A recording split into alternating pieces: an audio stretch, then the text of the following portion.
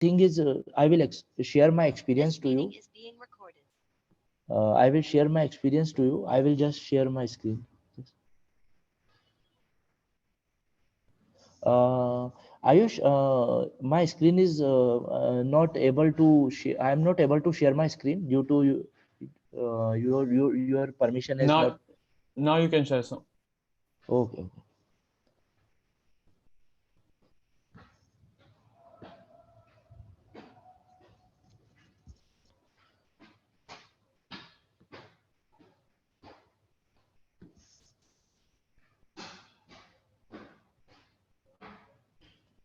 So my screen is visible to all of you.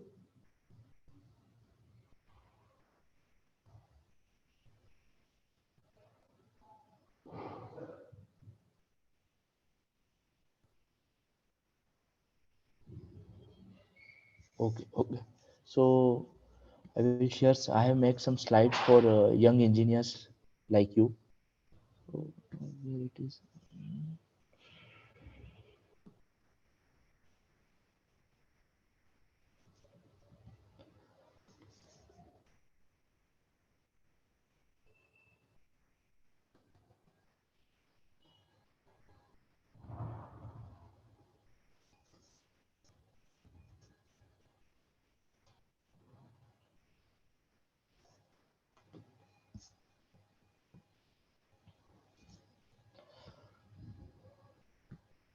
Uh, Basically, all are Ayush. All are the engineering students or working professionals also. So there are a mixture of both. Some are working Okay. Okay. professionals, some are students. Okay. So yeah, engineering tools in construction industry. So basically, this is a short introduction about the topic and about the me. Now we'll start कि हम लोग इस webinar में क्या cover करेंगे, क्योंकि एक छोटा सा वेबिनार है. It's around 40-45 minutes approx. So हम लोग ट्राई करेंगे कि शॉर्ट में हम लोग एक ओवरव्यू ले लें इस टॉपिक का, and nothing more than that. तो थिंग्स वी विल कवर की इंट्रोडक्शन कंस्ट्रक्शन इंडस्ट्री का, साइकिल क्या होती है पूरी प्रोजेक्ट की, from section to sanction of the project to hand over, role of every interface, हर पार्टी का क्या रोल है, हर डिपार्टमेंट का क्या रोल है, application of engineering tools, Excel, MS Office के इतने सारे टूल्स हैं, ऑटोकैड, प्राइमावेरा, उन सब का कैसे हम लोग प्रोजेक्ट को ऑप्टिमाइज करने में उसका काम ले सकते हैं, कौन कौन से प्रोजेक्ट्स होते हैं, क्या क्या चैलेंजेस होते हैं हर प्रोजेक्ट में.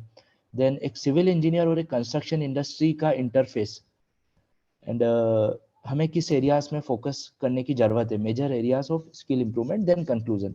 सो this is the things we will cover in a very short period of time. So and after that some question and answer if you have, we will discuss. That's it. So introduction of construction industry. Construction industry क्या है actually? हर sector, आज हम लोग किसी भी country की economy में एक कंस्ट्रक्शन इंडस्ट्री का एक बहुत बड़ा रोल है. कोई भी सेक्टर हो, कोई भी सेक्टर का कंस्ट्रक्शन हो, लाइक हेल्थ सेक्टर हो, health sector in the sense कि आपको कोई मेडिकल इंस्टीट्यूट बनाना है, आपको गैस की पाइपलाइन डालनी है, ऑयल एंड गैस, कुछ कुछ भी इशू हो health regarding, transport, communication, roads, bridges, information and public relation sector, like हमें कोई म्यूजियम बनाना है, मतलब हर एक्टिविटी है. ऐसी कोई एक्टिविटी नहीं है जो बिना कंस्ट्रक्शन के हो सकती है इन द होल वर्ल्ड. आपका कोई भी मेजर टास्क हो, उसके लिए आपको कंस्ट्रक्शन का कंस्ट्रक्शन इंजीनियर की रिक्वायरमेंट होगी ही. So this is the thing, all sectors required construction. कोई भी सेक्टर हो, चाहे वो एमबीए प्रोफेशनल हो, उसको भी अपनी लाइफ में कभी ना कभी एक कंस्ट्रक्शन इंजीनियर की रिक्वायरमेंट होती है. कोई भी कंपनी हो, उसको बिना बिना बिना ऑफिस के तो वो भी सेटअप नहीं हो सकता. कोई भी कंपनी हो, कोई भी कुछ भी हो, मेंटेनेंस हो, सब कुछ बिना कंस्ट्रक्शन के कुछ भी नहीं हो सकता. सो इंजीनियर्स का क्या काम है इस पूरे साइकिल में? कोई भी कंस्ट्रक्शन होगा, एक ठेकेदार या कोई भी एक आदमी कंस्ट्रक्शन करेगा. लाइक मुझे एक पोल ही खड़ा करना है, टावर. तो एक टावर खड़ा करना है, इलेक्ट्रिक पोल, कोई भी खड़ा कर सकता है. मैं भी कर सकता हूँ, आप भी खड़ा कर सकते हैं. एक उस कोई भी एक नॉन टेक्निकल बंदा भी खड़ा कर सकता है. फिर इंजीनियर्स का रिक्वायरमेंट क्यों होता है? क्योंकि इंजीनियर्स कॉस्ट, टाइम, रिसोर्सेस, इन सबको ऑप्टिमाइज कर सकता है. एक प्रोजेक्ट है जो एक खंबा है, लेट से वो खंबे को एक एक नॉर्मल सा आदमी को अगर उसको वो टास्क दिया कि भैया ये खंबा खड़ा करना है, तो वो बंदा बोलेगा, वो बंदा लेट से 20,000 रुपए में 10 दिन में कंस्ट्रक्शन करेगा। वहीं अगर एक कोई टेक्निकल पर्सन होगा, अपने एप्टीट्यूड और टेक्निकल की मदद से वो बंदा 10 दिन की जगह 8 दिन में कंस्ट्रक्शन करेगा, 20,000 की जगह 10,000 रुपए में। तो ये जो कॉस्ट सेव करेगा, वही कॉस्ट सेव करने के लिए उसकी रिक्वायरमेंट है, और इसीलिए वो एक लायबिलिटी नहीं है, वो एक असेट है।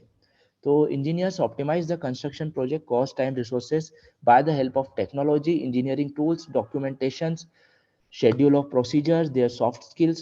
ये सब tools होते हैं engineers के, जिनके कारण से वो एक project को optimize करता है। Then engineers are good assets for any organization, definitely if you have proper academic technical knowledge in structural engineering, geotech, transportation, hydraulics, enviro, planning, management and aptitude। तो इंजीनियर तब तक एक बहुत अच्छा असेट होगा जब तक उसके पास एक अच्छा टेक्निकल नॉलेज होना जरूरी है, जो हम लोग 4 साल में अकेडमिक्स में पढ़ते हैं। स्ट्रक्चर्स के बारे में, soil conditions, transportation, hydraulic, environment, planning, management, building materials and so on. इन सब का एक बहुत अच्छा नॉलेज हमें लेना है। और अगर हमारे पास एक अच्छा एप्टीट्यूड है, एक अच्छा कॉमन सेंस है, क्योंकि common sense is a main thing. Engineers को अगर कॉमन सेंस है, क्योंकि civil engineering is all about common sense, about the judgement, about the aptitude. तो एप्टीट्यूड और टेक्निकल नॉलेज अगर ये दोनों एक इंजीनियर के पास है, तो वो कहीं पर भी जाएगा एक अच्छा असेट होगा। अगर वो एक अच्छा असेट बन गया, जो अगर उसने एक अच्छा टेक्निकल नॉलेज कवर किया, एकेडमिक्स अच्छा है उसका, एप्टीट्यूड, अगर वो उसका एप्टीट्यूड अच्छा है, कॉमन सेंस उसका अच्छा है, तो वो एक इंजीनियर जब साइट पे जाएगा तो वो एक असेट होगा। और वो असेट होगा किसके लिए? उस एक्टिविटी के लिए, कंस्ट्रक्शन एक्टिविटी। कैसे? वो कॉस्ट सेव कर सकता है, प्रोजेक्ट के टाइम को ऑप्टिमाइज कर सकता है, मिनिमाइज कर सकता है रिसोर्सेस, प्रॉपर क्वालिटी कंट्रोल कर सकता है उस प्रोजेक्ट का। ऑन एन एवरेज वो उस प्रोजेक्ट के लिए सब कुछ कर सकता है। इसीलिए कोई भी सेक्टर होगा, अगर वो कंस्ट्रक्शन कर रहा है, तो वो एक इंजीनियर को हायर करेगा। कोई भी आदमी नहीं चाहेगा कि मेरा प्रोजेक्ट, मुझे एक बिल्डिंग खड़ी करनी है तो उसमें मैं 50 लाख रुपए लगाऊं और 10 साल चलाऊं। हर आदमी चाहेगा कि मुझे उस प्रोजेक्ट को 5 से 6 लाख में बनाना है और 6 से 8 महीने में रेडी करना है, with good quality, good safety, good aesthetics, safety, serviceability, economics and durability. वो सब चीजें उसको उस बिल्डिंग में कम से कम पैसे में, कम से कम समय में चाहिए। इसलिए वो हायर करेगा इंजीनियर को। इंजीनियर को क्यों हायर कर रहा है? क्योंकि उसके पास बहुत अच्छा टेक्निकल नॉलेज है, एप्टीट्यूड है, कॉमन सेंस है। वो अपने इस इंजीनियरिंग टूल्स को, जो उसने कॉलेजेस में पढ़ा है, वो उन चीज़ों को अप्लाई करके उस स्ट्रक्चर को ऑप्टिमाइज कर सकता है। So that's why we are the asset, not a liability. Just कुछ फ्यू एग्जांपल्स लूंगा मैं। लाइक एक ये जियो टेक्निकल इंजीनियरिंग का ही एग्जांपल ले लूँ। यहाँ पे आप देख पा रहे हैं कि यहाँ आसपास पूरी मिट्टी भरी है, और ये शोरिंग है, इसको कहते हैं शोरिंग अरेंजमेंट, शटरिंग अरेंजमेंट। इससे तो ये शोरिंग अरेंजमेंट जो है, ये सॉइल को रिटेन कर रहा है। यहाँ पे माइट भी कुछ एक्टिविटी करनी होगी, इसलिए इसको सॉइल को रिटेन करा है। अभी अगर कोई टेक्निकल बंदा है जिसके पास एक अच्छा साउंड नॉलेज है, अभी सबको पता है कि जब हम लोग का प्रेशर बनता है डिस्ट्रीब्यूशन का सॉइल का, तो ट्रेंगुलर बनता है, तो नीचे प्रेशर मैक्सिमम होगा, नीचे प्रेशर मैक्सिमम है। बट यहाँ पे नीचे में तो कोई हॉरिजॉन्टल वेलर लगाया नहीं है। पहले मैं एक लोड का फ्लो बताता हूँ कि यहाँ पे मिट्टी है। मिट्टी जब मिट्टी है, क्योंकि वो एक रॉक नहीं है, तो उसके पास इलास्टिसिटी काफी ज्यादा है। अगर उसके ऊपर वर्टिकल लोड लगेगा, तो एक पॉइजन रेशियो जो हम लोग पढ़ते हैं, I think mu upon 1 minus mu, या जो भी उसका वैल्यू होगा, उसके कारण से वो एक हॉरिजॉन्टल पैसिव प्रेशर डालेगा, या एक्टिव प्रेशर या earth pressure at rest, horizontal pressure डालेगा। उसको रोकने के लिए ये शोरिंग अरेंजमेंट रहता है, स्ट्रट वेलर अरेंजमेंट। इसमें क्या करा इन लोगों ने, ये जस्ट मैंने गूगल से इमेज लिया है। ये आई थिंक एक प्लाई है या फिर एक स्टील का प्लेट लगाया है, जो इस मिट्टी को रोक रही है। बट इस स्टील के प्लेट को अगर यहाँ लगा देते, तो वो सफिशिएंट नहीं होता, उसको भी तो रोकने के लिए कोई चाहिए ना। हॉरिजॉन्टल लोड है, वो भी स्टील प्लेट रोटेट हो जाएगी, टॉपल हो जाएगी, स्लाइड हो जाएगी। तो उसको रोकने के लिए यहाँ पे इस तरह से स्ट्रट लगाए रखें। तो अभी क्या होगा, लोड इस स्टील प्लेट पे आया, इस स्टील प्लेट से लोड आया इस स्ट्रट पे, और ये स्ट्रट इधर जो हॉरिजॉन्टल लोड था और इधर जो हॉरिजॉन्टल लोड था, बैलेंस हो जाएगा, और ये strut as a compression member design है। अभी यहाँ पे क्या करा इन लोगों ने, आप देखिए नीचे प्रेशर मैक्सिमम है, तो नीचे स्ट्रट की जरूरत थी ज्यादा, ना कि ऊपर। ऊपर 2 ही स्ट्रट दिख रहे हैं, नीचे कोई स्ट्रट नहीं है। देखिए ये आप इधर से ये भाग रहा है, ये जो वर्टिकल मेंबर है, वर्टिकल वेलर है, ये यहाँ से भाग रहा है क्योंकि नीचे लोड ज़्यादा है और आपने नीचे सपोर्ट नहीं दिया है। तो ऐसे केसेस में अगर एक जिसके पास टेक्निकल नॉलेज नहीं है, कॉमन सेंस नहीं है, अगर इस तरह की एक्टिविटीज एग्जीक्यूट करेगा तो उसके रिजल्ट बहुत बुरे होते हैं। हम लोग देखते ही हैं, डे बाय डे हम लोग देखते हैं, ये हुआ, वो हुआ, कोलैप्स हुआ। ये this are the results of lack of technical knowledge, lack of common sense और lack of good engineers, lack of assets. तो यही है। अभी यहाँ पे धीरे, अगर ये मिट्टी है तो हो सकता है कि यहाँ पे पानी भी परकोलेट करे, क्योंकि ये रॉक तो है नहीं, सॉइल है, सॉइल में से पानी नीचे निकल सकता है और यहाँ पे मैक्सिमम वाटर प्रेशर होगा तो ये यहाँ से निकाल के उसको कोलैप्स कर सकता है सॉइल को। सो इस तरह की चीजें हमें देखने से पता चल सकती है। तो by geotechnical engineering we find bearing capacity, pressures for foundation structures. So basically हम लोग जियोटेक्निकल पढ़ते हैं तो उससे हमें एक आइडिया लगता है कि हाँ भाई हमें नीचे स्ट्रट लगाना है। सिमिलरली हम लोग स्ट्रक्चरल इंजीनियरिंग पढ़ते हैं तो हमें पता है कि भैया दो टाइप के लोड रहते हैं, एक वर्टिकल लोड है, हॉरिजॉन्टल लोड है। वर्टिकल लोड में क्या क्या आ जाता है, सेल्फ वेट ऑफ स्ट्रक्चर आ गया, सुपर इम्पोज जेड लोड हो गए। जैसे ये स्ट्रक्चर का सेल्फ वेट है, इसके ऊपर आपका फ्लोर फिनिश रहता है, फ्लोर फिनिश है, उसके ऊपर आपका सोफा मेज जो भी रहेगा वो SIDL हो गया, उसके ऊपर ये लाइव लोड है, human load is a live load. तो ये सब वर्टिकल लोड्स हो जाते हैं।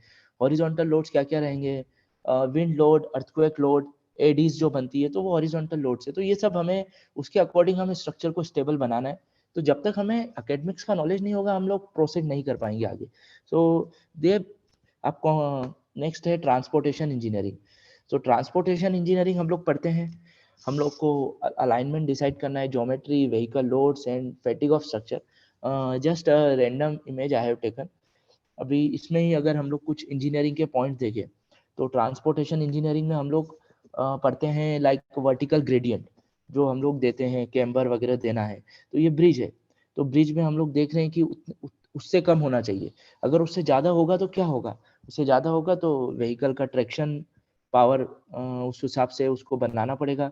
और उससे ज़्यादा ग्रेडियंट में और भी बहुत सारे इशू होंगे, पियर हाइट्स एंड ऑल दिस। तो इसमें इंजीनियरिंग की बात करें तो इसमें इतना इंजीनियरिंग है कि हम लोग डिस्कशन कभी क्लोज ही नहीं कर सकते। मैं जस्ट एक रैंडम पिक्चर लिया हूँ।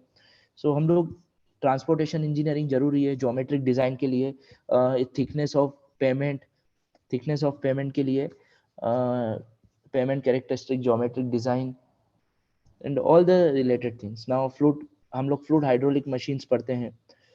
We find out interaction of fluid and structures, forces and other effects of fluid on structures. Yes, अभी हम लोग फ्लूइड मैकेनिक्स पढ़ते हैं, फ्लूइड मशीनरीज पढ़ते हैं। I think water resources engineering भी हमने पढ़ा है, ओपन चैनल फ्लो, इतना हम लोग पानी पढ़ते हैं और उसका एडवांटेज हमें इंडस्ट्री में मिलता है अगर हमने अच्छे से पढ़ा है।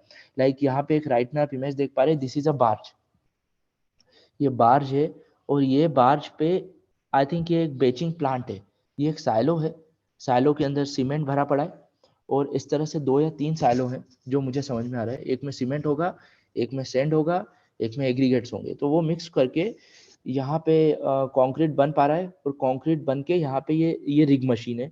आई थिंक यहाँ से पाइलिंग एक्टिविटी चल रही है। तो अगर हमें इसको डिजाइन करना है पूरे सिस्टम को तो डेफिनेटली हमें हाइड्रोलिक इंजीनियरिंग का नॉलेज चाहिए। उसका सेल्फ वेट कितना है, उसका बॉयंसी कितना है, हम लोग पढ़ते हैं कि उसको फ्लोट करने के लिए क्या क्या कंडीशंस है। और इसके अलावा भी बहुत सारी चीज़ें हैं यहाँ पे जो फ्लूइड मैकेनिक्स की हमें काम आती है। लेफ्ट साइड में हम लोग डैम देख पा रहे हैं, जिसमें से एक स्पिलवे, 2 स्पिलवे के गेट ओपन है। तो एक साइड में अगर पानी रुका है और 2 गेट खोले हैं तो वाटर फोर्सेस हम लोगों ने पढ़े हैं। तो अकॉर्डिंगली वाटर फोर्सेस के लिए इसको डिज़ाइन करना, उसके ऊपर रोड भी जा रहा है तो अकॉर्डिंगली उसको चेक करना, ये तभी पॉसिबल है अगर हम लोग एकेडमिक्स में काफ़ी साउंड नॉलेज रखते हैं। Not only academics, common sense is also important in the our field aptitude. Similarly, environment engineering, we find out sizes of treatment plant, structures, load on structural units. Okay, तो ठीक है, environment engineering पढ़ रहे हैं, water को treat करना है, उसके लिए भी कंस्ट्रक्शन चाहिए। तो वो कंस्ट्रक्शन यूनिट्स को डिजाइन करना है, उसको प्लान करना है, एग्जीक्यूट करना है। तो बिना इन्वायरमेंट इंजीनियरिंग के, बिना इस बात को जाने कि हमें आउटपुट क्या देना है, हम लोग उसको कैसे कंस्ट्रक्ट करेंगे, हमें इनपुट क्या मिलेगा, उसके बाद आउटपुट क्या देना है, ये दोनों चीजें जाननी जरूरी है।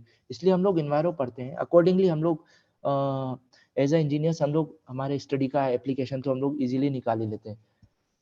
अब planning and management, yes, we optimise the time and resources, yes, तो हम लोग कोई भी प्रोजेक्ट होगा तो अभी कोई भी प्रोजेक्ट में मैं जैसे मैंने स्टार्टिंग में भी कहा कि कोई भी प्रोजेक्ट है, कोई नहीं चाहेगा कि 5 साल तक प्रोजेक्ट चले। प्रोजेक्ट कम से कम समय तक चलना चाहिए, कम से कम रिसोर्सेस में होना चाहिए, टाइम साइकिल उसका ऑप्टिमाइज्ड होना चाहिए, कॉस्ट कम, टाइम कम, ओवरहेड चार्जेस कम। तो उसके लिए प्रॉपर प्लानिंग होना बहुत ज़रूरी है, ताकि आपका रिसोर्सेस आइडियल आइडल ना हो, कोई भी रिसोर्सेस की कमी ना हो। आपको मैन पावर चाहिए और अनलिमिटेड मैन पावर तो किसी प्रोजेक्ट में नहीं लगेगी हमें। तो हमें उसी तरीके से प्लानिंग अगर हम लोगों की अच्छी है तो हम लोग उस हिसाब से हम लोग रिएक्ट करेंगे और एक अच्छा प्रोजेक्ट को ऑप्टिमाइज तरीके से डिजाइन करेंगे। ये तो एक आई थिंक बार चार्ट है, लाइक वीक 1 में हम लोगों को एक ये एक्टिविटी है, देन ये है, देन ये है। तो ये तो सब ये जैसे ये पैरेलल एक्टिविटीज हम लोग ले रहे हैं। तो अगर एक नॉन टेक्निकल बंदा होगा तो वो इसके बाद ही इसको स्टार्ट करेगा, तो इससे पूरा शिफ्ट हो जाएगा साइकिल राइट में। तो प्रोजेक्ट बढ़ेगा, ओवरहेड चार्जेस बढ़ेंगे। तो इसको अगर हम लोग थोड़ा दिमाग लगाएंगे तो हम लोग पता कर सकते हैं कि क्या क्या हम लोग करें। ये एक इमेज है, बहुत सारे सॉफ्टवेयर है प्लानिंग के, Primavera and all this. MS Excel पे भी हम लोग प्लानिंग करते हैं। तो ये तो एक इंट्रोडक्शन था। So civil engineers major goal of satisfying all these area in academics is to understand the impact of all these factors and implement all this as effective engineering tools. Okay, तो ये just introduction मैंने बताया आपको। मैं just एक overview एक बार और दे रहा हूँ। हम लोगों ने टेक्निकली पढ़ा सारे सब्जेक्ट्स को। उस सब्जेक्ट्स को पढ़ा, उसके बाद हम हमारे जो एप्टीट्यूड हम लोग पढ़ते हैं, जो एक बहुत इंपॉर्टेंट है, ये दोनों चीज़ों को यूज़ करके हम लोग किसी भी प्रोजेक्ट को ऑप्टिमाइज कर सकते हैं और हम लोग उस प्रोजेक्ट के लिए एक बहुत बड़े असेट बन सकते हैं। और वो प्रोजेक्ट के लिए अगर हम असेट है तो डेफिनेटली एवरीवन विल हायर अस, हमें कोई भी हायर करेगा हम अगर हम लोग का काम अच्छा है तो। सो this is the introduction. Now next is cycle of project. Cycle of project, जैसे कोई भी प्रोजेक्ट होगा किसी भी चीज का, तो वो वन बाय वन कैसे चलता है, जस्ट एक उसका ओवरव्यू मैं देता हूँ अभी। सबसे पहले तो एक कोई भी स्टेट गवर्नमेंट का स्टेट प्लानिंग डिपार्टमेंट से रिक्वायरमेंट आती है, लाइक जो टेक्नोक्रेट्स हैं या ब्यूरोक्रेट्स है उस एरिया के, या प्रशासनिक अधिकारी या राजनीति राजनीति अधिकारी, उन लोग रिक्वायरमेंट देते हैं स्टेट प्लानिंग डिपार्टमेंट को कि ये रिक्वायरमेंट्स है। और स्टेट प्लानिंग डिपार्टमेंट के पास रिक्वायरमेंट आती है कि भैया कोई भी स्टेट है, लेट्स से उत्तर प्रदेश है, उत्तर प्रदेश में वाटर फ्लोराइड, इस झाबुआ में फ्लोराइड ज़्यादा है एमपी के या किसी भी जगह पे, तो एक वाटर ट्रीटमेंट प्लांट बनाना है ताकि उस फ्लोराइड के कंटेंट को कम करना है। तो ये रिक्वायरमेंट वहाँ के लोकलाइट्स ने ब्यूरोक्रेट्स को दी, ब्यूरोक्रेट्स ने फिर स्टेट प्लानिंग डिपार्टमेंट को दी, और फिर स्टेट प्लानिंग डिपार्टमेंट की कमेटी बैठती है with ministers and other senior official, secretaries, chief secretaries, और प्रोजेक्ट फाइनल होता है कि ओके ये प्रोजेक्ट पे हमें प्रायोरिटी पे रखना है। प्रायोरिटी फाइनल होती है कि ठीक है ये प्रायोरिटी है उस प्रोजेक्ट को। प्रायोरिटी फाइनल होने के बाद अब उसको फंडिंग कौन करेगा उस प्रोजेक्ट को। लेट्स से कि मैंने वाटर ट्रीटमेंट प्लांट की बात की है, तो लेट्स से वो 50 करोड़ रुपए का प्रोजेक्ट होगा टेंटेटिव।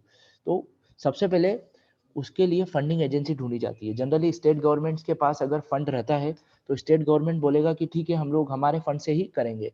अगर स्टेट गवर्नमेंट के पास फंड की कमी है तो वो जाता है किसी सेंट्रल गवर्नमेंट की मिनिस्ट्रीज के पास, जैसे अभी ये है तो मिनिस्ट्री ऑफ वाटर वेस्ट वगैरह, जल मंत्रालय के पास वो जाएगा।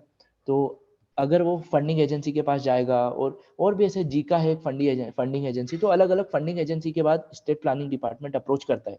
अब और फिर फंडिंग एजेंसी उस प्रोजेक्ट को अप्रूवल देती है कि ठीक है हम लोग इस प्रोजेक्ट को अप्रूवल देते हैं। देन अगर उस प्रोजेक्ट को अप्रूवल मिल गया फंडिंग एजेंसी से या मिनिस्ट्री से, जनरली इन इंडिया मिनिस्ट्रीज ही फंडिंग एजेंसी का काम करती है।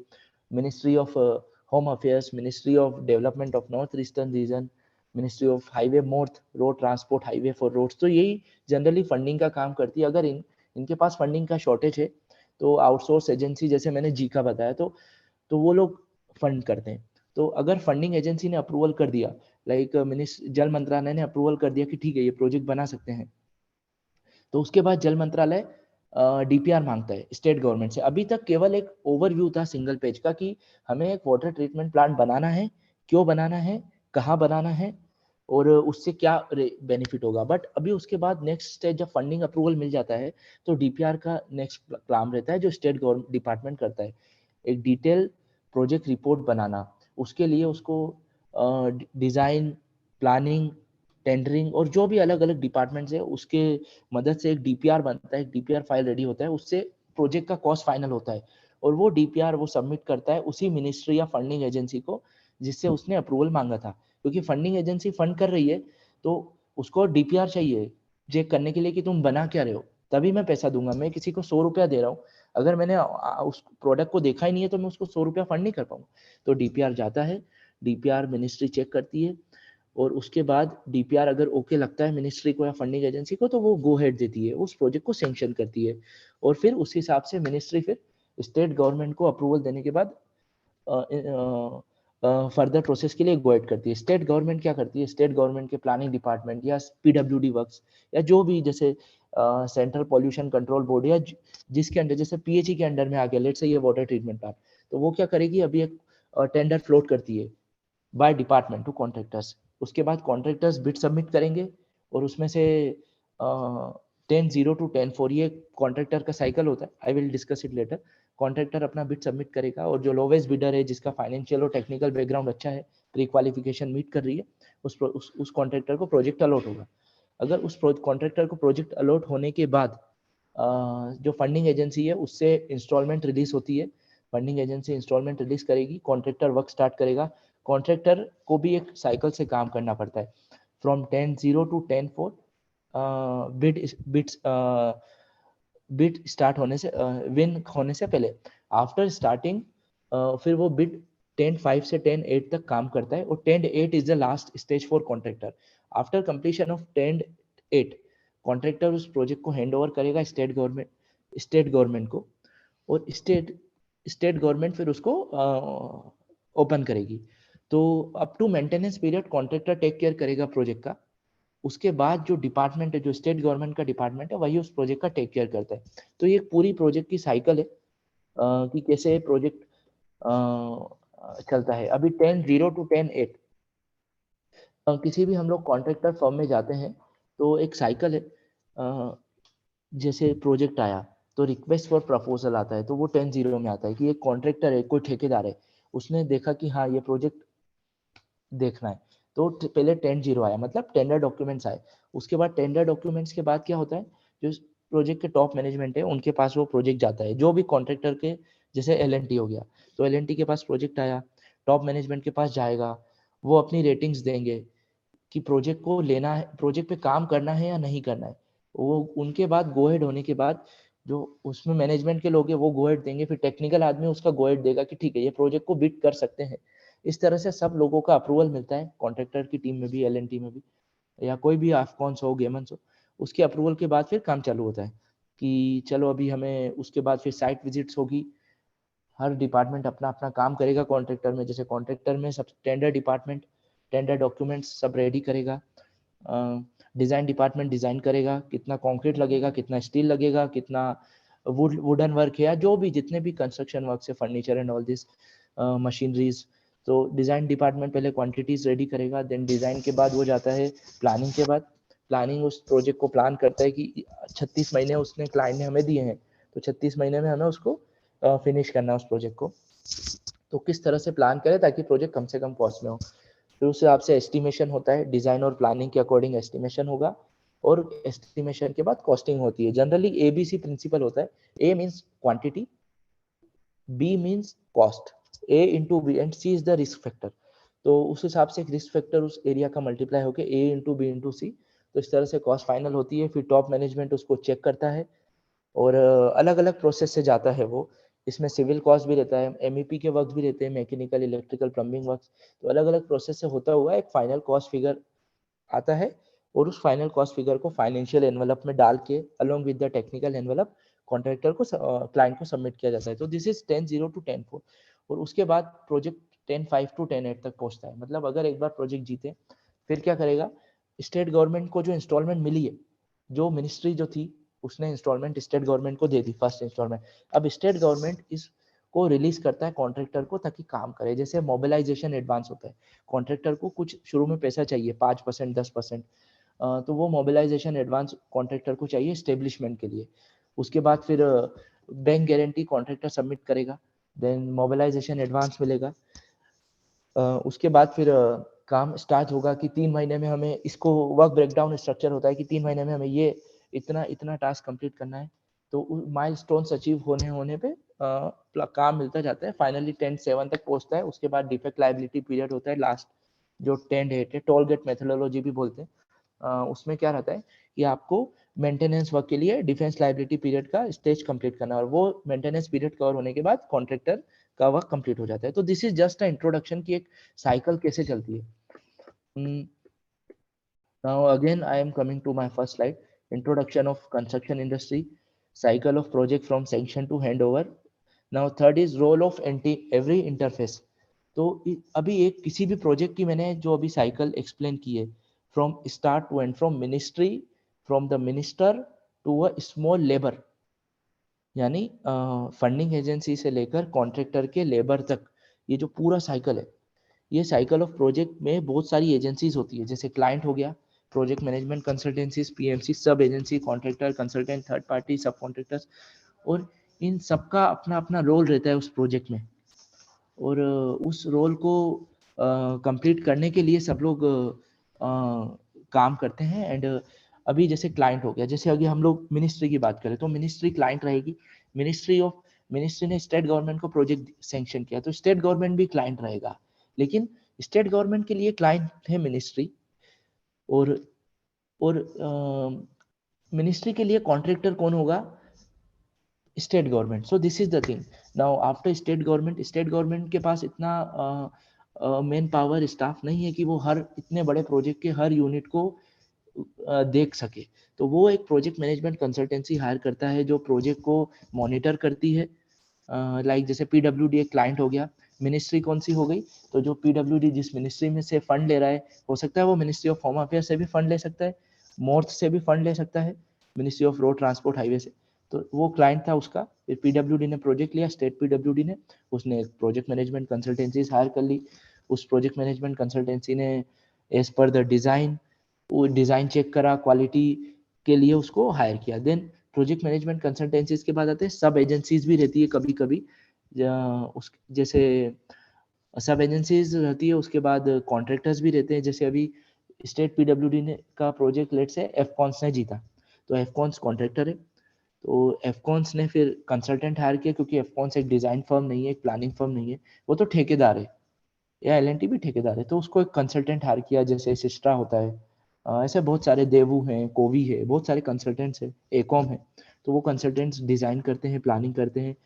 फिर थर्ड पार्टीज हायर करते हैं कि जब प्रोजेक्ट ठेकेदार एग्जीक्यूट कर रहा है साइट पे, तो उसकी क्वालिटी चेक करने के लिए ठेकेदार थर्ड पार्टी हायर करता है, क्योंकि प्रोजेक्ट मैनेजमेंट कंसल्टेंसी को प्रूफ देना है। लाइक कोई स्टील गर्डर का काम है, तो उसका वेल्डिंग चेक है, तो वेल्डिंग चेक के लिए थर्ड पार्टी हायर होगी। और भी ऐसे छोटे छोटे मॉनिटरिंग वर्क्स के लिए थर्ड पार्टी हायर होती है। उसके बाद कॉन्ट्रैक्टर भी सब कॉन्ट्रैक्टर्स को देता है। जितना बड़ा प्रोजेक्ट होता है उतने बड़ी चेन होती है। कॉन्ट्रैक्टर, अब एक कॉन्ट्रैक्टर पूरे अपने, लेट से कि कोई भी एक प्रोजेक्ट में 1000 यूनिट लेबर चाहिए, तो कॉन्ट्रैक्टर खुद के 1000 लेबर रखेगा तो प्रोजेक्ट खत्म होने के बाद कहाँ लेके जाएगा 1000 लेबर को? तो कॉन्ट्रैक्टर सब कॉन्ट्रैक्टर को काम दे देता है कि एक 100 लेबर तू लेके आ, 100 लेबर तू लेके आ। तो सिमिलरली इस तरह से वर्क डिस्ट्रीब्यूट होते जाता है, और हर एक पार्टी का अपना अपना रोल है इस पूरे सर्कल में, और हर पार्टी में इंजीनियर्स ही एक क्रिटिकल और सबसे टॉप मैनेजमेंट में रहते हैं। Now role of various department, ये तो मैंने खाली इंटरफेस की बात की थी, क्लाइंट, पीएमसी, सब एजेंसी। अब डिपार्टमेंट्स भी होते हैं हर जगह, हर से क्लाइंट में डिपार्टमेंट, पीएमसी में हर हर यूनिट में डिपार्टमेंट मिलेंगे। टेंडरिंग डिपार्टमेंट जो प्रोजेक्ट को लाने का काम करता है किसी भी टीम में। प्लानिंग डिपार्टमेंट प्लान करेगा प्रोजेक्ट को। डिजाइन करेगा। एस्टिमेशन पूरा एस्टिमेशन करेगा, उसको रिकंसिलेशन करेगा। प्रोजेक्ट एग्जीक्यूशन के बाद जितना हमने प्री बिड में पकड़ा था उतना ही जा रहा है। कॉस्टिंग वाला बंदा, तो कॉस्टिंग की टीम अलग होती है, कॉन्ट्रैक्ट्स की टीम अलग होती है जो क्लाइंट से कोऑर्डिनेट करता है, जो भी सब कॉन्ट्रैक्टर से कोऑर्डिनेट करता है।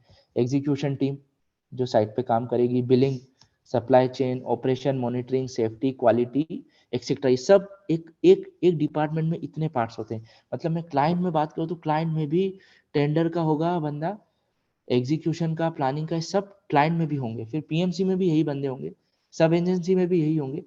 हर हर हर एक इंटरफेस में बंदा है। अभी अगर प्रोजेक्ट इंजीनियर ईपीसी मोड पर रहता है, इंजीनियरिंग प्रोक्योरमेंट कंस्ट्रक्शन, तो वहाँ पे कॉन्ट्रैक्टर का काम बढ़ जाता है, इसलिए ज़्यादा बड़ी साइकिल कॉन्ट्रैक्टर की होती है, ये सारे डिपार्टमेंट कॉन्ट्रैक्टर के होते हैं। लेकिन अगर वो ईपीसी मोड पे नहीं दिया है कॉन्ट्रैक्ट, लेट से वो आइटम रेट पर है या डिज़ाइन वगैरह प्लानिंग सब क्लाइंट के स्कोप में, तो क्लाइंट के पास भी इतनी बड़ी यूनिट चाहिए फिर। तो इट डिपेंड्स कि प्रोजेक्ट का मोड क्या है, उस हिसाब से ये सारे डिपार्टमेंट्स किसके अंदर आते हैं। एक छोटा से छोटा सब कॉन्ट्रैक्टर में भी हो सकता है कि इतने डिपार्टमेंट हो। छोटा सा सब कॉन्ट्रैक्टर है, लाइक मिश्रा सब कॉन्ट्रैक्टर है, बिहार का कोई सब कॉन्ट्रैक्टर हो गया, यूपी का, तो वो बंदे हो सकता है कि उसने काम इतना बड़ा लिया है कि वो भी इन सब डिपार्टमेंट के लिए अपनी अलग अलग टीम रखे। अगर उसका काम छोटा है तो वो चाहेगा कि कुछ ही लोग ये सारा काम संभाल ले। इसलिए कहते हैं कि जितना छोटा ऑर्गेनाइजेशन होता है, उतने ज़्यादा डिसिप्लिन के बारे में हमें आइडिया लगता है। वो इसीलिए कहते हैं क्योंकि अ, उस हिसाब से रेवेन्यू रहता है। फिर then next topic is application of engineering tools. तो जैसा मैंने बताया कि इंजीनियर्स असेट हैं प्रोजेक्ट को ऑप्टिमाइज करने के लिए।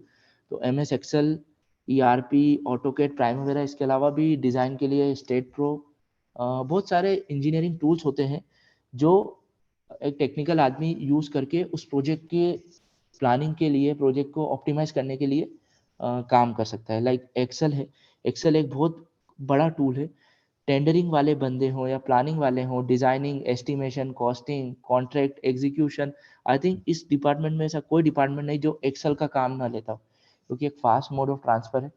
आप चीज़ों को लिंक कर सकते हो और आप चीज़ों को ऑटोमाइज कर सकते हो। आपको बार बार एक ही काम को करना ना पड़े, इसलिए एक्सेल सब चीज़ों को कोड करके कर देता है काम। सिमिलरली मैटलैब का भी ऑलमोस्ट सेम प्रिंसिपल रहता है। ERP एक एक मोड है उस वर्क फ्लो के लिए। सारे जो असेट्स हैं और जो भी वेंडर के मैनेजमेंट है, सब ERP के थ्रू होते हैं। एक एक ये एक मोड है जिससे सारा काम होता है, जिससे पेमेंट होती है कॉन्ट्रैक्टर्स की। ऑटो के ड्राफ्टिंग के लिए चाहिए, बिना ड्राइंग के तो काम होगा नहीं। Primavera for planning. Now type of projects and challenges. बहुत में प्रोजेक्ट्स के टाइप्स तो अनलिमिटेड है, क्योंकि कंस्ट्रक्शन ही सब जगह है। बट इवन दो कुछ मेजर एरिया में अगर हम बात करें तो metros, tunnels, buildings, airports, hydros, waterways, roads, bridges, ये सब प्रोजेक्ट्स हैं। हर प्रोजेक्ट का अपना एक चैलेंज होता है। और interface between, next topic is interface between civil engineering and construction. So civil engineering and construction industry का इंटरफेस। तो अभी तक के प्रेजेंटेशन में जो मैंने एक्सप्लेन किया है कि इतने सारे प्रोजेक्ट्स हैं, इतने सारे टाइप के प्रोजेक्ट्स होते हैं कंस्ट्रक्शन में, मेट्रो, टनल्स, बिल्डिंग, एयरपोर्ट। हर हर एक प्रोजेक्ट के लिए इतनी सारी पार्टीज होती हैं, क्लाइंट, PMC, एजेंसी, और हर एक पार्टी के अंदर इतने सारे डिपार्टमेंट्स होते हैं, टेंडरिंग, प्लानिंग, एस्टिमेशन, डिजाइन। तो एक सिविल इंजीनियर जब होता है, तो सिविल इंजीनियर हर चीज में मास्टरी तो नहीं कर सकता है, बट वो कहते हैं कि jack of all and master of one. तो सिमिलरली हमें, जब हम लोग एकेडमिक्स के बाद हम लोग इंडस्ट्री में घुसेंगे, तो हमें इनमें से किसी एक डिपार्टमेंट्स में या किसी दो मल्टीपल डिपार्टमेंट्स में भी काम करने का मौका मिलेगा। और अकॉर्डिंगली हम लोग एक करेंगे। लाइक अगर मैं बात करूँ गवर्नमेंट डिपार्टमेंट्स की, जो गवर्नमेंट की तैयारी करते हैं, तो वो लोग जब इंडस्ट्री में घुसते हैं, किसी भी गवर्नमेंट में, स्टेट गवर्नमेंट या सेंट्रल गवर्नमेंट में, थ्रू इंजीनियरिंग सर्विसेज और अदर एग्जाम्स, तो वो लोग जब इंडस्ट्री में घुसते हैं, तो उन लोगों का मेजर काम जो रहता है, एस्टिमेशन, कॉस्टिंग का काम ज़्यादा रहता है, और कॉन्ट्रैक्ट्स का, जो गवर्नमेंट डिपार्टमेंट में रहते हैं। क्योंकि ये एस्टिमेशन, कॉस्टिंग, जब बिल आते हैं तो बिलिंग बिलिंग का काम ज़्यादा रहता है, क्योंकि बिल उन्हीं के पास आते हैं। तो सरकारी अफसर लोगों का काम ज़्यादा इन चीज़ों में रहता है, एस्टिमेशन, कॉन्ट्रैक्ट्स, कॉस्टिंग, कॉन्ट्रैक्ट्स में। और अगर इंटरफेस की बात करें तो वो क्लाइंट में आते हैं, अगर वो सरकारी है, स्टेट गवर्नमेंट या सेंट्रल गवर्नमेंट में। अगर कोई बंदा किसी कॉन्ट्रैक्टर में काम कर रहा है, ठेकेदार में, जैसे गेमन्स हो गया, टाटा प्रोजेक्ट्स हो गया, एफकॉन्स हो गया, L&T हो गया, शाहपुर जी, पालन जी हो गया, और ऐसे इतने बहुत नाम है, मेगा, पटेल इंफ्रा। तो ये जो प्राइवेट, जो ठेकेदारों के अंडर में काम करते हैं, उन लोगों को जनरली टेंडरिंग के प्रोफाइल में ज़्यादा इन्वॉल्व किया जाता है। बट कॉन्ट्रैक्टर एक ऐसा प्रोफेशन है जहाँ पे हर डिपार्टमेंट के लोग मिल जाएंगे, टेंडरिंग, प्लानिंग, डिजाइनिंग, एस्टिमेशन, हर आदमी रहता है। और वो लोग जनरली कहाँ आते हैं, वो लोग जनरली एज ए कॉन्ट्रैक्टर रहते हैं, बट वो क्लाइंट कब बनेंगे, वो सब कॉन्ट्रैक्टर के क्लाइंट बनेंगे, कंसल्टेंट के लिए वो क्लाइंट है। अभी कंसल्टेंट जैसे जो डिजाइन कंसल्टेंट्स होते हैं डीडीसी, डीडीसी में क्या रहता है, डिजाइनिंग के लिए वो लोग एजेंसीज होती हैं जैसे सिस्ट्रा, एकॉम, तो वो लोग जनरली डिजाइनिंग, अगर कोई बंदा कंसल्टेंसी में गया तो वो बंदा डिजाइनिंग में अच्छा रहता है generally, designing and project planning में। और वो कहाँ रहता है, कंसल्टेंट में उसका नाम आता है। थर्ड पार्टीज जैसे आपका कोई भी बंदा जो फैब्रिकेशन, जैसे हमें शटर चाहिए, कोई भी कंस्ट्रक्शन को बनाना है तो शटर हमें बनाना है, तो शटर के लिए एक फैब्रिकेशन की एजेंसी हायर करनी पड़ेगी। सॉरी, तो वो थर्ड पार्टी में आते हैं। उन लोगों को क्या काम रहता है, जनरली ऑपरेशन एंड मॉनिटरिंग उनके साइड में ज़्यादा रहती है। Operation, monitoring, fabrication, supply chain, commercial aspect ज़्यादा होते हैं, क्योंकि उन्हें तो फर्मा, उनको तो फॉर्म वर्क उनको सप्लाई करना है। तो थर्ड पार्टी सब कॉन्ट्रैक्टर, जैसे लेबर सब कॉन्ट्रैक्टर होता है, मटेरियल सब कॉन्ट्रैक्टर होता है, तो ये लोग भी operation and monitoring, in operation supply chain में इन लोगों का ज़्यादा काम रहता है, man power supply and all this. तो इस तरह से हर इंटरफेस का वर्क है। इतने सारे टाइप के प्रोजेक्ट्स हैं, और प्रोजेक्ट्स इतने सारे टाइप के होने के कारण इस फील्ड का स्कोप बहुत ज़्यादा है। नाउ जस्ट एक ओवरव्यू देता हूँ, जस्ट कंक्लूड करेंगे with in a few minutes. तो एज अ इंजीनियर हमें क्या करना है, एज अ इंजीनियर हमें अच्छा टेक्निकल नॉलेज चाहिए, अच्छा कॉमन सेंस चाहिए ना। हमारी रिक्वायरमेंट इंडस्ट्री में क्या है, कोई भी इंडस्ट्री हो, कंस्ट्रक्शन एक बहुत ही बड़ा पैरामीटर है, हर आदमी को कंस्ट्रक्शन करना है। कोई भी नहीं चाहेगा कि एक कॉलम है, कॉलम में पूरा सरिया ही सरिया भर दूं। कम से कम सरिया बनाना है, कम से कम सीमेंट डले, कम से कम स्टील डले, कम से कम शटर हो, जल्दी से जल्दी कंस्ट्रक्शन हो। ये तभी पॉसिबल है किसी भी कंस्ट्रक्शन में जब एक टेक्निकल बंदा और एक एक्सपीरियंस्ड टेक्निकल बंदा with aptitude, with good skills, वो बंदा उस चीज पे काम करेगा। तो इसीलिए कोई भी सेक्टर का बंदा एक कंस्ट्रक्शन बैकग्राउंड के बंदे को हायर करता है। लाइक इंडियन इंजीनियरिंग सर्विस का एग्जांपल है। तो इंडियन इंजीनियरिंग सर्विस के बंदों को हायर क्यों किया जाता है, क्योंकि वो टेक्निकल बंदे हैं, एप्टीट्यूड है, कॉमन सेंस है। आप गेट का एग्जाम दोगे, आपको एप्टीट्यूड 50 नंबर का आता है, आई थिंक इंग्लिश भी रहता है। तो एप्टीट्यूड एक बहुत बड़ा पॉइंट है एक, इसीलिए उसको रखा जाता है हमारे सिलेबस में कि सिविल इंजीनियर्स के लिए तो बहुत मैंडेटरी है एप्टीट्यूड होना। तो क्यों इंडियन इंजीनियरिंग सर्विसेज को रिक्रूट कर रहे हैं, क्योंकि आईएएस बंदा या एडमिनिस्ट्रेटिव के बंदे अगर उस प्रोजेक्ट को चलाएंगे तो वो लोग ऑप्टिमाइज नहीं कर पाएंगे प्रोजेक्ट को, by time being, by cost. तो इसलिए इंजीनियर्स का रिक्वायरमेंट है। सिमिलरली प्राइवेट इंडस्ट्रीज में भी, तो इसीलिए उस इंजीनियर को असेट बनना जरूरी है। इंजीनियर असेट तभी बनेगा जब उसके पास टूल्स होगा। अगर हम लोग एक फाइट में जाते हैं, किसी भी हम लोग फाइट में जाएंगे, जब हमारे पास टूल्स ही नहीं है, हमारे पास तलवार नहीं है, हमारे पास और कुछ नहीं है, जो भी वेपन्स वगैरह है, तो हम लोग उस फाइट को जीतने में हमें बहुत मुश्किल होती है। तो हमारे टूल्स क्या है, इंजीनियर्स के टूल्स यही है, जो मेरा टॉपिक भी यही है कि engineering tools in construction industry. तो इंजीनियर्स का टूल्स क्या है, इंजीनियरिंग का टूल्स यही है कि उसको technical knowledge plus aptitude, experience, ये एक इंजीनियर का टूल्स है, जिसकी इसी टूल की मदद से वो एक प्रोजेक्ट में एक असेट साबित होता है, और इसलिए उसको कोई भी डिपार्टमेंट हो उसको रिक्वायरमेंट आती है इंडस्ट्री में। सो this is the conclusion of this topic. And क्योंकि ये वेबिनार शॉर्ट में रखना है, तो किसी भी टॉपिक को डिटेल में बताना quite difficult for me in that short period of time today. So कुछ इमेजेस मैंने डाली जस्ट एक प्रैक्टिकल एग्जांपल के लिए। तो दिस इज द इमेज। यहाँ पर अगर हम लोग देखें तो जैसे ये white, this is a white topi person, so this is a contractor. एक जनरल आइडियोलॉजी रहती है, अगर ये ब्लू वाला बंदा है तो ये एक सुपरवाइजर होगा जो सब कॉन्ट्रैक्टर का बंदा होगा, या हो सकता है कि कॉन्ट्रैक्टर ने हायर किया होगा। तो इस तरह से बहुत सारे प्रोटोकॉल्स होते हैं कंस्ट्रक्शन इंडस्ट्री में। सेफ्टी जैकेट्स पहनना है, सेफ्टी शूज, हेलमेट्स। लाइक अभी अभी हम लोग इस हाइड्रा की, दिस इज, ये मशीन है, इसको हम लोग हाइड्रा कहते हैं। तो ये हाइड्रा मशीन के ग्रेड्स होते हैं, FE, F5, F7, तो इस तरह से इनका रहता है। अभी ये जिस तरह से जिस जिस टिप से ये उठा रहा है, इस पे जो टिपिंग लोड है वो भी वेरी करता है। जैसे अगर वो जितना नीचे से उठाएगा इस अगर पिन से, मैं आई नो कि मेरा एरो दिख पा रहा है, मेरा कर्सर दिख रहा है, मैं I know, is it visible?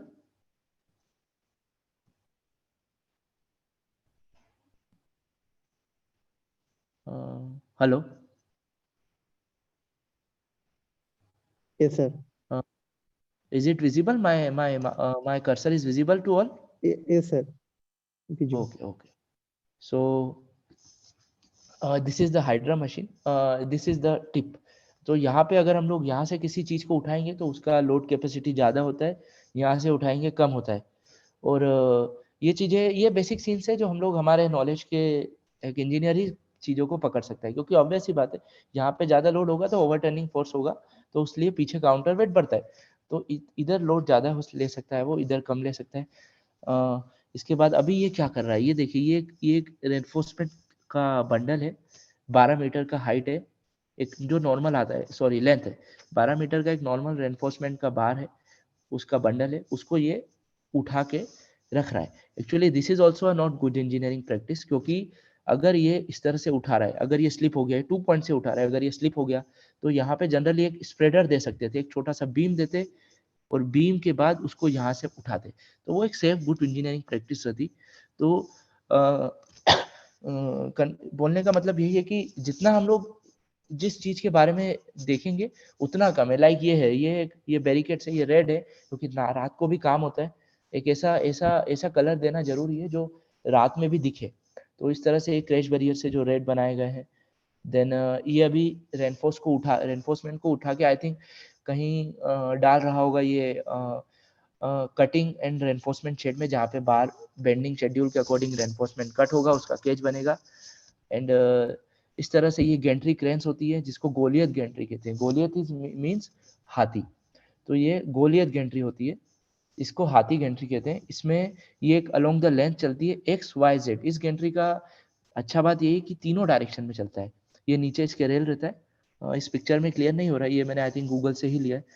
X में चलता है, ये उसका पिन है, ये वाई में भी चलता है और जेड में भी चलता है। तो इसीलिए ये क्रेन्स जनरली यूज करते हैं हम लोग किसी चीज को लिफ्ट करने के लिए, सेगमेंट लिफ्ट करना हो, जो प्रीकास्ट एक्टिविटीज होती है उनके लिए भी यूज करा जाता है। नाउ नेक्स्ट पॉइंट इज, ये एक मेट्रो प्रोजेक्ट है जिसके लिए बीच में बैरिकेड है और बीच में एक रिग मशीन भी है।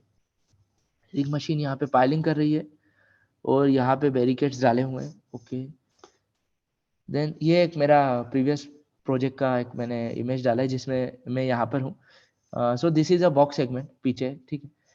हमें तो टेक्निकल पॉइंट देखने हैं यहाँ पे। तो this is the box segment और ये बॉक्स सेगमेंट का शटर है, शटर के अंदर सेगमेंट को कास्ट किया है। ये स्टील का शटर है जिसमें ये जो दिख रहे हैं ये टर्न बकल्स होते हैं जो हॉरिजॉन्टल लोड्स को रजिस्ट करते हैं। And next thing, tower, this is the crane, that is tower crane. इसमें भी जैसे जैसे टिप पे टुवर्ड्स टिप आएंगे तो वहाँ पे कैपेसिटी बढ़ेगी, away from the tip capacity घटेगी। और ये प्रोजेक्ट अगर हमारा एरिया लिमिटेड है, लिमिटेड एरिया में काम करना है तो टावर क्रेन का काम करेंगे। जो मैंने लास्ट में क्रेन दिखाई है ये तब यूज होती है गोलियत क्रेन थी जब एरिया बहुत बड़ा है कवर करने के लिए, तो इसलिए इसमें के नीचे रेल लगाई जाती है। This is done from my side because I, मुझे बताया गया था कि मुझे इसको काफी शॉर्ट में कवर करना है। So that's it, thank you.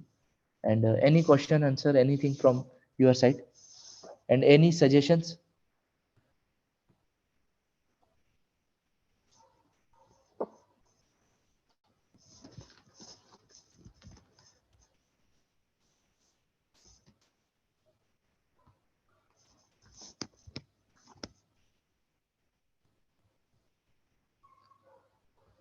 Okay, I think Ayush, there are no further questions, so shall we conclude?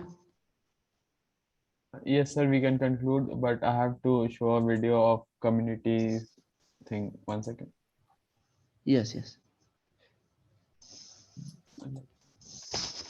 Kindly, learners, kindly wait for 1 second. I'm searching for the video. Mr. Parth Sarthi Jina, do you have any questions other than you, Santosh, and all this? Do you have any question, any suggestions? No, sir. No, nothing. Everything is I have, जो मैंने बताया आपको सबको clear हुआ? कुछ उसमें कुछ doubt है?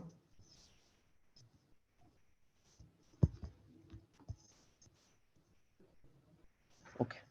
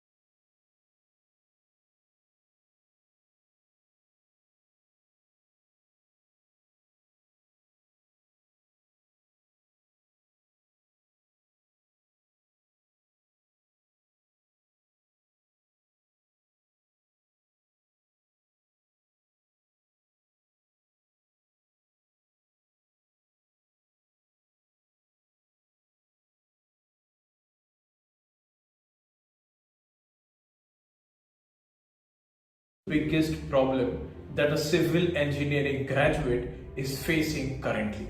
What is the single biggest problem that a civil engineering graduate is facing currently? Yes, it's the skill deficit. The biggest problem is the skill deficit. You can earn degrees, you can earn certificates, but the most important and crucial thing currently is to have the skills which are right for the corporates.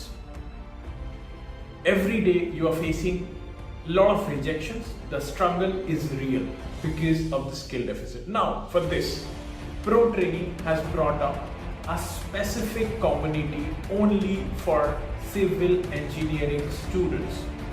A community which we call as the Pro Training Learners Community, where you'd meet like-minded people, you'd meet with working professionals who are young, who are experienced, who are dynamic, and they would make this entire community a better place to grow together.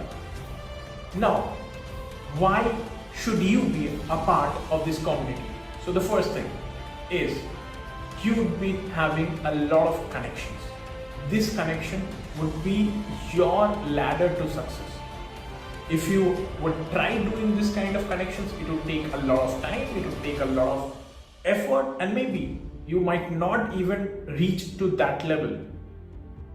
This community would provide you that. The second thing is a lot of free webinars, a lot of formats, documents, and everything and anything that is going on in construction sector add on to your curriculum. And the third thing is your career guidance. That is the most crucial thing for any civil engineer right now. You must have a proper guidance to start yourself preparing from day one when you start planning your career. So, what are you waiting for? If you want to be a part of this community, please go and enroll in the description in the link provided right below. I would love to see you as part of this community, a community of like-minded people, of construction, of civil engineers who can really take you to the next level. So welcome home, guys. Let's create this a revolution that would help the entire construction sector to grow together. Welcome home.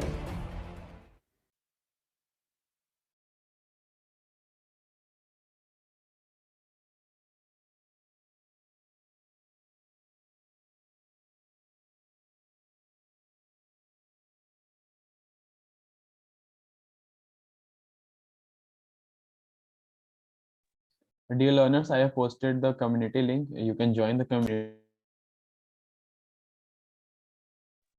where like-minded people are in the community, and there are like all the courses notices, and the course we are about to launch will be issued in that group only and on our Instagram pages and all social media pages.